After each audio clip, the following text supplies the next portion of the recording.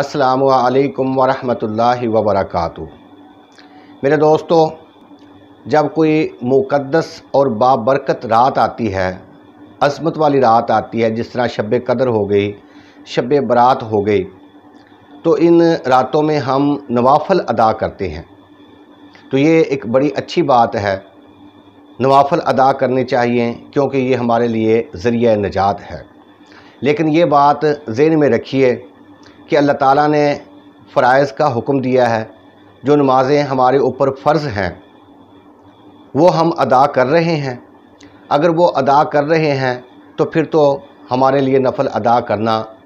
बहुत ही बाबरकत है। और अगर फ़राइज़ और वाजिबात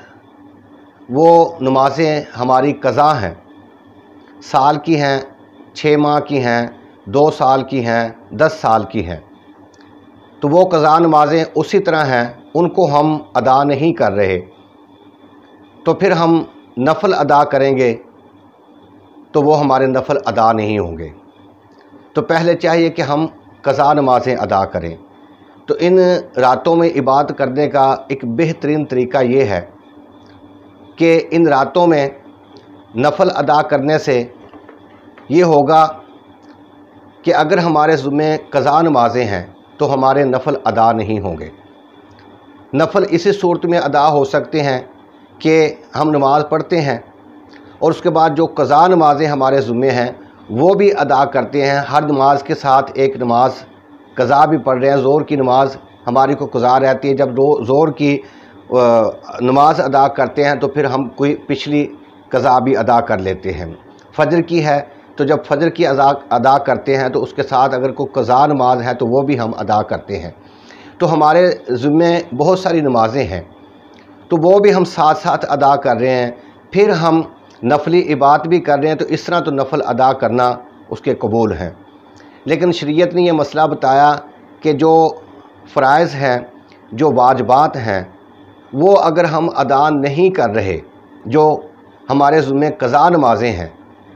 तो वो वहीं पे हैं। अगर साल की हैं, 2 साल की हैं, 6 माह की हैं या 10 साल की हैं, तो हम इन मुबारक रातों में आकर नफ़ल अदा करते हैं, तो इस तरह हमारे नफ़ल अदा नहीं होते। तो इन रातों में हमारे लिए इबादत का जो तरीक़ाकार है कि हम इस रात में इबादत हासिल करके अल्लाह ताला की खुशनुदी हासिल करना चाहते हैं, तो उसका बेहतरीन तरीका ये है कि इन रातों में हम जो क़ज़ा नमाज़ें हैं वो अदा करें। जो वाजिबात हैं हमारे ज़िम्मे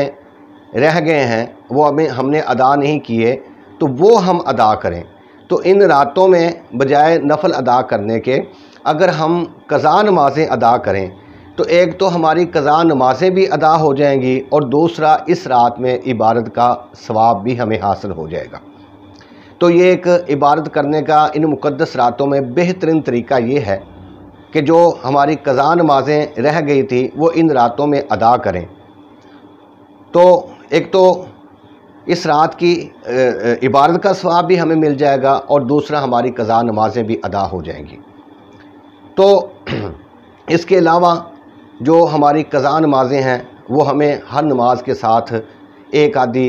नमाज ज़रूर अदा करनी चाहिए। यानी कि ज़ोहर के वक्त जो क़ज़ा ज़ोहर पिछली रहती है वो अदा करनी चाहिए, असर के वक्त असर की क़ज़ा करनी चाहिए, मगरिब के वक्त मगरिब की क़ज़ा, इशा के टाइम इशा की क़ज़ा, फ़जर के टाइम फ़र्ज़ की जो पिछली क़ज़ाएँ हैं वो नमाज़ें हमें इस तरीके से अदा करनी चाहिए। क्यों कि हमने इनका जो फ़राइज़ हैं, जो वाजिबात हैं, ये अल्लाह ताला का हुक्म है और हमने इनका जवाब देना है। तो इन रातों में एक और मसला जो कि मैं आपके साथ अर्ज़ करना चाहता हूँ कि सलात तस्बीह की नमाज़ है। तो ये बात ज़हन में रखिए कि सलात तस्बीह की नमाज़ जो है वो एक नफली इबादत है। सरकार दो आलम सल्लल्लाहु अलैहि वसल्लम ने अपने चचा हज़रत सैयदना अब्बास रज़ी अल्लाह ताला अन्हु को इरशाद फरमाया कि चचा, क्या मैं तुम्हें वो अता ना करूँ कि मैं तुम पर एहसान ना करूं, या मैं तुम्हें वो ऐसी नमाज ना बताऊं कि जिसमें 10 किस्म के गुनाह माफ़ हो जाते हैं। यानी कि अगले गुनाह, पिछले गुनाह, नए गुनाह, पुराने गुनाह जो हमने भूल कर किए हैं, جو ہم نے جان بوجھ کر کیے ہیں، یا کہ جو چھوٹے ہیں، جو بڑے ہیں، جو چھپے ہوئے ہیں، یا جو ظاہری گناہ ہم سب نے کیے ہیں تو وہ گناہ ہمارے معاف ہو جائیں۔ تو یہ اسرار تسبیح کی آج کل ایک روایت چل رہی ہے 15-20 سال سے، کہ ہر نماز میں، ہر مسجد میں تقریباً یہ ایک مسئلہ کھڑا ہو گیا ہے کہ جب کوئی مقدس رات آتی ہے، شب برات یا شب قدر، تو لوگ آ کر پوچھتے ہیں ہاں جی جماعت ہوگی کہ نہیں ہوگی، اسرار تسبیح کی نماز پڑھائی جائے گی کہ نہیں پڑھائی جائے گی۔ اگر امام صاحب کہہ دیتے ہیں کہ بھی اسرار تسبیح کی جماعت نہیں ہوگی، تو لوگ آگے سے بحث کرتے ہیں، تکرار کرتے ہیں، لڑائی جھگڑا کرنا شروع کر دیتے ہیں، یا اس کو امام صاحب کو برا کہنا شروع کر دیتے ہیں۔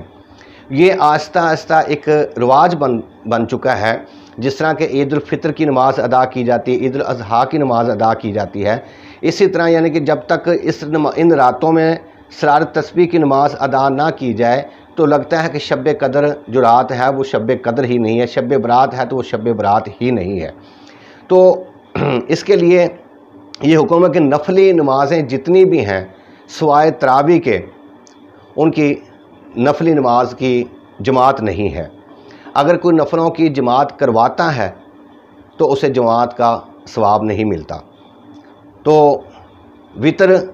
جو جماعت کروائی جاتی ہے، اس کا حکم بھی صرف رمضان کے مہینے میں ہے۔ جیسے ہی رمضان کا مہینہ ختم ہوا، چاند نکل آیا، تو اس کے بعد وطر کی جماعت کا حکم نہیں ہے۔ تو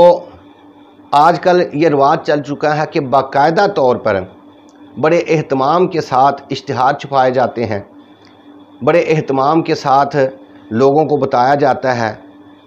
تو اعلان کیا جاتا ہے تقریباً ہر مسجد میں کہ رات 12:15 پر اسرار تسبیح کی جماعت کھڑی ہوگی، 12:20 پر اسرار تسبیح کی نماز کھڑی ہوگی۔ تو یہ طریقہ کار جو ہے اس کا یہ ہے کہ اس طرح جو جماعت ہے اس کا ثواب نہیں ملتا۔ اسرار تسبیح کی نماز کہ آپ کسی بھی دن کسی بھی وقت ادا کرتے ہیں سوائے اوقات مکروہہ کے، تو بندے کو جتنے بھی نفل ہیں یہ اکیلے پڑھنے چاہیے، کہ جب بندہ اکیلا پڑھتا ہے تو پھر بندہ اپنے گناہوں کو یاد کرتا ہے، جیسے جیسے وہ اللہ کی بارگاہ میں کھڑا ہوتا ہے وہ اپنے گناہوں کی طرف توجہ کرتا ہے، جیسے جیسے اسے اپنے گناہ یاد رہتے ہیں اللہ کی بارگاہ میں وہ شرمندہ ہوتا ہے، اس کی آنکھوں سے آنسو نکلتے ہیں اور وہ اپنے آپ کو گناہ گار تصور کرتا ہے، اس طرح اس کے دل میں عاجزی پیدا ہوتی ہے۔ تو یہ اب مسئلہ یہ پیدا ہو گیا ہے کہ ہر مسجد میں اسرار تسبیح کی نماز اس طرح کرائی جاتی ہے جس طرح کہ اس کا کرانا فرض ہے۔ تو یہ ایک نفلی بات ہے، اسے یہاں تک ہی محدود رہنا چاہیے، ورنہ آنے والے وقت میں کیا ہوگا کہ جو بچے آج بچے ہیں وہ کل جوان ہوں گے، تو وہ آ کر اس بارے میں امام صاحب کے ساتھ، خطیب صاحب کے ساتھ بحث کریں گے۔ اگر کوئی امام صاحب ان کی بات نہیں مانے گا تو یا تو اسے فارغ کر دیا جائے گا یا اسے کسی اور فرقے کا نام دے دیا جائے گا اور اس کے ساتھ لڑائی جھگڑا کیا جائے گا بھی تم کیوں نہیں یہ جماعت کرواتے، اس مسجد میں ہو رہی ہے، اس مسجد میں ہو رہی ہے، فلاں جگہ پہ ہو رہی ہے، فلاں جگہ پہ ہو رہی ہے۔ تو یہ ایک بدعت ہے، جسے کہہ لیں کہ یہ دوسرے لفظوں میں یہ کہہ لیں کہ یہ ایسی جماعت کروانا یہ مکروہ ہے۔ تو لہٰذا جو نفلی عبادت ہے وہ ہمیں اکیلے ہی ادا کرنی چاہیے۔ تو اس کے لیے میں عرض کر دوں کہ اس کی نیت کیا ہے کہ آپ نے کسی بھی مقصد کے لیے نفلی عبادت کرنی ہے تو 2 رکعت نماز تحیت الوضو منہ طرف کعبہ شریف کے واسطے اللہ تعالیٰ کے، 2 رکعت نماز تحیت المسجد واسطے اللہ تعالیٰ کے منہ طرف کعبہ شریف کے، 2 رکعت نماز صلاۃ الحاجت روزی کے لیے منہ طرف کعبہ شریف کے واسطے اللہ تعالیٰ کے، یا کہ بیماری کے لیے تو بیماری کا نام لے دیا 2 رکعت نماز نفل بیماری سے شفا کے لیے کہ یا اللہ تو مجھے شفا دے دے، یا میرے فلاں بھائی کو امتحان میں کامیابی دے دے، اس لیے میں 2 نفل پڑھ رہا ہوں کہ 2 رکعت نماز نفل میرے بھائی کو شفا عطا فرما دے منہ طرف کعبہ شریف کے واسطے اللہ تعالیٰ کے۔ یہ کہ اس کی نفلوں کی نیت ہے، اور اسی طرح صلاۃ التسبیح کی جو نیت ہے وہ اس طرح کے 4 رکعت نماز صلاۃ التسبیح منہ طرف کعبہ شریف کے واسطے اللہ تعالیٰ کے، اللہ اکبر۔ تو اس کا طریقہ کار یہ ہے کہ اللہ اکبر کہہ کے ہاتھ باندھ لینے ہیں، سبحانک اللہ پڑھنی ہے، ولا الہ غیرک پڑھ کے آپ نے 15 مرتبہ پڑھنا ہے، سبحان اللہ والحمد للہ ولا الہ الا اللہ واللہ اکبر۔ یہ انگلیوں پہ گننے کی ضرورت نہیں ہے، دل میں اس کی تعداد گنتی کو سامنے رکھیں۔ تو 15 مرتبہ پڑھ کے پھر آپ نے اعوذ باللہ، بسم اللہ، سورہ فاتحہ پڑھنی ہے، اس کے بعد کوئی صورت پڑھنی ہے، مثلا کہ الہاکم التکاثر، صلاۃ تسبیح میں الہاکم التکاثر پہلی رکعت میں، دوسری رکعت میں سورۃ العصر، اور تیسری رکعت میں سورۃ الکافرون، اور چوتھی رکعت میں سورۃ الاخلاص قل هو اللہ احد، یہ پڑھنا مستحب ہے۔ تو اعوذ باللہ، بسم اللہ پڑھ کے سورہ فاتحہ پڑھنی ہے، اس کے بعد کوئی صورت پڑھنی ہے، تو اس کے بعد آپ نے پھر یہ 10 مرتبہ سبحان اللہ والحمد للہ ولا الہ الا اللہ واللہ اکبر، یہ 10 مرتبہ کہہ کے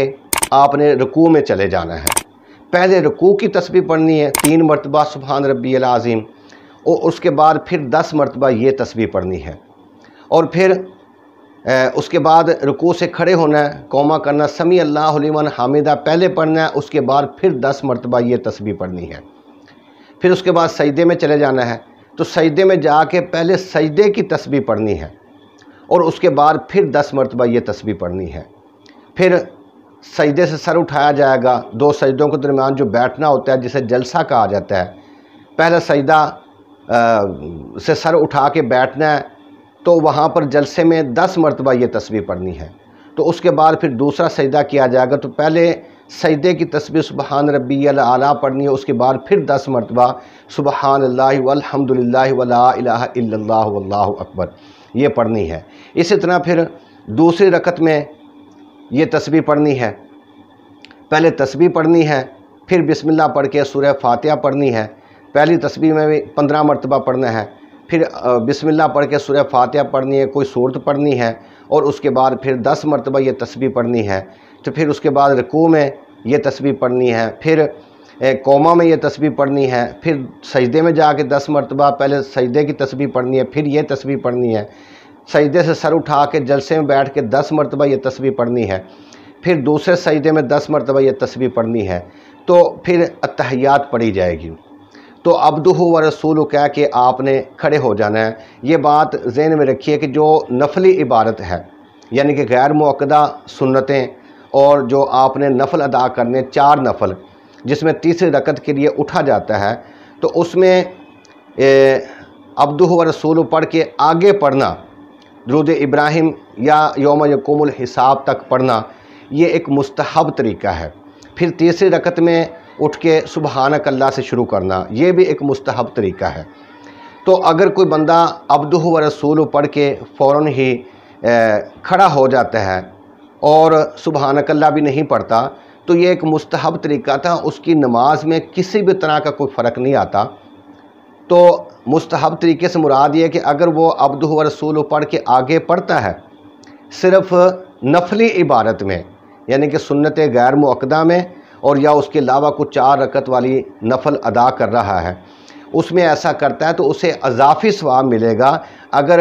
وہ نہیں کرتا، دوسری جو نمازیں ہیں، فرض نماز ہوگی، وتر ہو گئے، سنت مؤکدہ ہوگی، تو اس میں یہ بات یاد رکھیں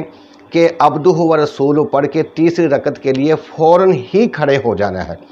اگر آپ عبدہ و رسول پڑھ کے اللہم صلی علی محمد اتنے الفاظ پڑھ لیے، یا اتنے الفاظ نہ پڑھے، اتنی دیر تک ویسے ہی بیٹھے رہے، تو یاد رکھیں کہ آپ کو آخری التحیات میں سجدہ سہو کرنا لازم آ جائے گا، ورنہ آپ کی نماز نہیں ہوگی۔ تو تیسری رکعت میں بھی آپ نے اسی طریقے سے یہ تسبیح 10 مرتبہ پڑھنی ہے، اور اسی طرح پھر آپ نے کوئی صورت پڑھنی ہے، کوئی فاتحہ پڑھ کے کچھ صورت پڑھنی ہے، اس کے بعد پھر 10 مرتبہ یہ تسبیح پڑھنی ہے، پھر رکوع میں جا کے پڑھنی ہے، پھر سجدوں میں پڑھنی ہے دونوں میں، پھر چوتھی رکعت میں بھی یہی طریقہ ہوگا، یعنی کہ ہر رکعت میں 75 مرتبہ پڑھنی ہے اور 300 مرتبہ یہ تسبیحات پڑھی جائیں گی۔ تو اگر کوئی بندہ تعداد میں تھوڑی پڑھ لیتا ہے یا بھول جاتا ہے، فرض کریں کہ وہ قیام کی حالت میں تھا، اس نے سورہ فاتحہ پڑھی، اس کے بعد کوئی صورت پڑھی، تو اب یہ تسبیح پڑھنی تھی، سبحان اللہ والحمدللہ یہ تسبیح پڑھنی تھی، تو غلطی سے وہ رکوع میں چلا گیا، تو اب رکوع سے واپس نہ آئے، بلکہ وہ یہ تسبیح اس میں رکوع میں ڈبل جا کے کہ رکوع والی پڑھے پھر یہ پڑھے، یعنی کہ اگر 10 مرتبہ پڑھنی تو 20 مرتبہ رکوع میں کر لے، یا ایک رکوع میں وہ بھول گیا تھا 5 مرتبہ اس نے پڑھی تو وہ غلطی سے اس نے سر اٹھا لیا، یا اس نے سبحان ربی العظیم پڑھ کے وہ فوراً کھڑا ہو گیا، تو دوسرے سجدے میں ان تسبیحات کو مکمل کر کے تاکہ ان کی تعداد پوری ہو جائے۔ تو یہ ہے سرار تسبیح پڑھنے کا طریقہ۔ سرار تسبیح پڑھ کے پھر بندہ تحمل کے ساتھ بیٹھ جائے، پہلے تو اللہ تعالیٰ کے ناموں کا کوئی وظیفہ پڑھے، اور اس کے بعد حضرات والسلام کی ذات اقدس پر درود پاک پڑھے، پھر اس کے بعد دل جمی کے ساتھ اللہ کی بارگاہ میں دعا مانگے، اپنے گناہوں کی معافی مانگے۔ تو اللہ تعالیٰ کی بارگاہ میں دعا ہے کہ اللہ تعالیٰ ہم سب کو یہ نماز ادا کرنے کی توفیق